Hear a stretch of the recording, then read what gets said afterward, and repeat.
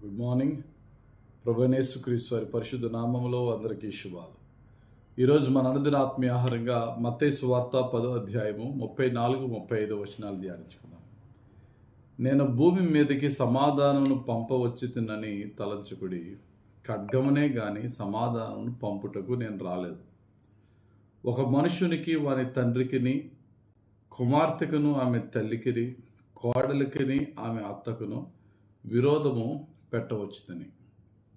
యేసు ప్రభు పేరులో ఒక పేరు ప్రిన్స్ ఆఫ్ పీస్, సమాధానకర్త.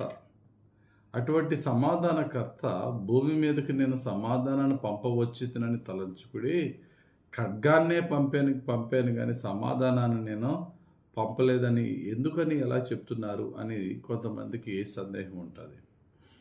యేసుక్రీస్తు ప్రభు యొక్క సువార్త కొందరికి ఖడ్గముగాను, కొందరికి సమాధానంగాను ఉంటుంది.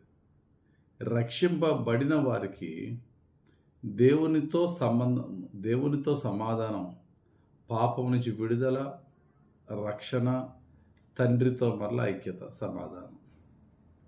అయితే ఈ విధంగా ఈ వ్యక్తి రక్షింపబడిన తర్వాత ఈ వ్యక్తిలాగే తన కుటుంబంలో మిగిలిన తల్లి, తండ్రి, లేక అత్త, మామ, భార్య, భర్త వారు కూడా యేసు ప్రభువుని నమ్ముకుంటే, యేసు ప్రభునందు విశ్వాసం ఉంచితే, యేసు ప్రభు యొక్క రక్షణ సువార్త పట్ల వారు నమ్మకం ఉంచితే సమాధానమే. కానీ కుటుంబస్తులందరూ నమ్మకుండా ఈ వ్యక్తి ఒకడే నమ్మితే వారి మధ్య ఏంటి? ఖడ్గమే. ఖడ్గం దేనికి సాదృశ్యం అండి?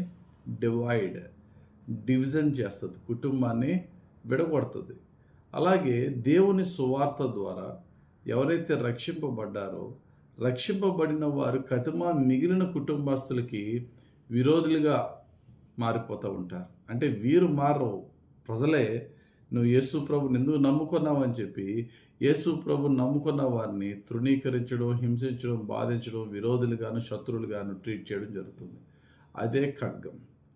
లేక ఒక్కొక్కసారి మనం దేవునిలో ఉన్నప్పుడు దేవుని యొక్క భక్తి పెరిగే కొలది మనలో నీతి పెరుగుతుంది. నీతి పెరిగే కొలది మనకు శత్రువులు పెరుగుతారు. ఎందుకంటే యథార్థవాది లోక విరోధని. నువ్వు ఎంత యథార్థంగా ఉంటే లోకంలో ప్రజలు అంత విరోధులు అయిపోతూ ఉంటారు. విరోధులైపోయి భేదాలు వచ్చి డివైడ్ అయిపోవడం అంటే ఖడ్గానికి సాదృశ్యం అన్నమాట. బైబిల్ అనేక సార్లు మనం చూసినట్లయితే దేవుని నిమిత్తమే మంచి రిలేషన్స్లో ఉన్నవారు విడిపోయిన సందర్భం మనకు కనబడుతుంది. రాజు గుడ్ లుక్స్లో ఉన్నారు. షడ్రకు, మేషకు, అబేద్నెగో, దానియేలు. వీరికి రాజు యొక్క అత్యున్నతమైన గౌరవం ఇచ్చాడు. రాజు అంతా బాగుంది, వీళ్ళని మంత్రులు చేశాడు, ఉన్నత స్థితిలో పెట్టాడు. షడ్రకు, మేషకు, అబేద్నెగో రాజు మీద తిరగబడిన సందర్భం ఏంటంటే, దేవుని కాకుండా వేరే ప్రతిమకు నమస్కరించమంటే వారు తిరగబడ్డారు.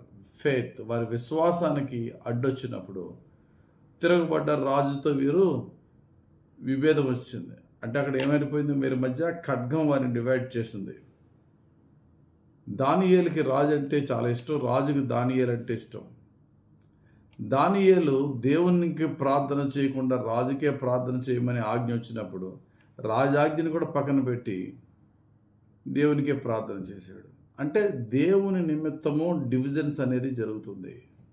క్రైస్తవ జీవితం అంతే. యేసుక్రీస్తు నమ్ముకున్నప్పుడు కతిమా వారు కుటుంబంలో కానీ కులంలో కానీ ఎప్పుడైతే మా కులానికి, మా మతానికి సంబంధించిన వేరే విశ్వాసంలో నువ్వు వెళ్ళావని చెప్పి ఆ వ్యక్తిని డివైడ్ చేస్తారో అదే ప్రభు చెప్తున్న ఖడ్గం. అంటే విశ్వాసులకు తండ్రి అయినటువంటి అబ్రహాముని దేవుడు మొట్టమొదటిగా పిలిచినప్పుడు బైబిల్ చాలా క్లియర్గా ఉంటుంది. తన తండ్రి ఇంటిని విడిచి దేవుని పిలుపుని అందుకుని వెళ్ళిపోయాడు అబ్రహాం.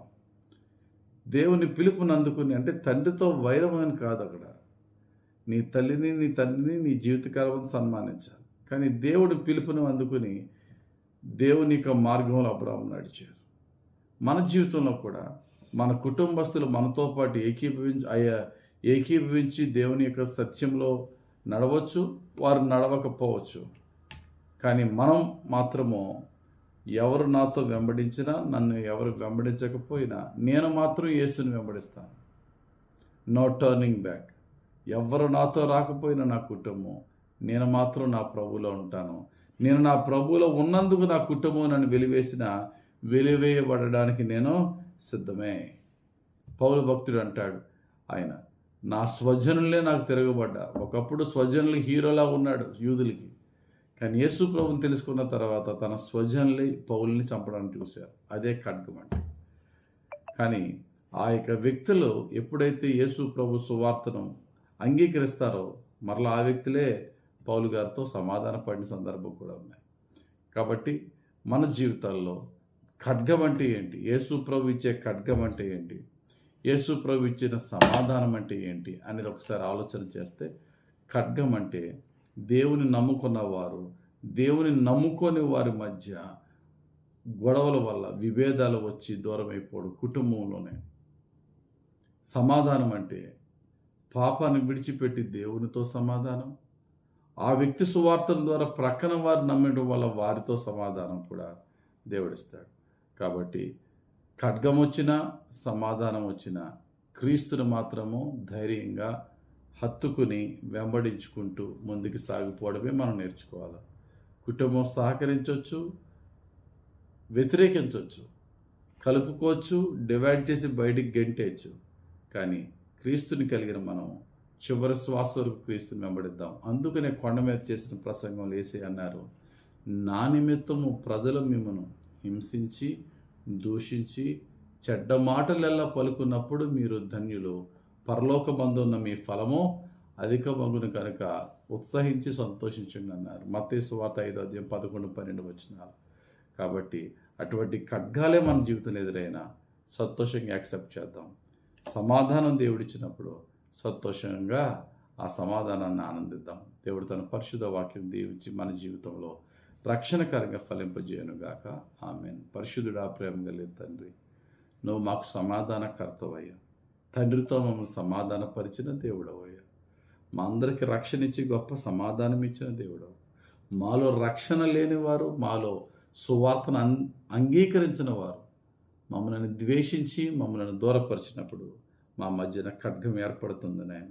ఆ సమయంలో కూడా ఓర్పు, సహనము, సాత్వికముతో నీ తగిన సమయంలో ఆ వ్యక్తులు మారులాగున తది ప్రార్థనతోనూ సాత్వికంతోనూ ముందుకు సాగిపోయే జీవితం దయచేయమని, శ్రమకి ఖడ్గానికి భయపడకుండా ముందుకు సాగే విశ్వాస జీవితం మాకు అనుగ్రహించమని యేసుక్రీస్తు ప్రభు పరిశుద్ధ నామంలో ప్రార్థించి వేడుకొంచున్నాం తండ్రి.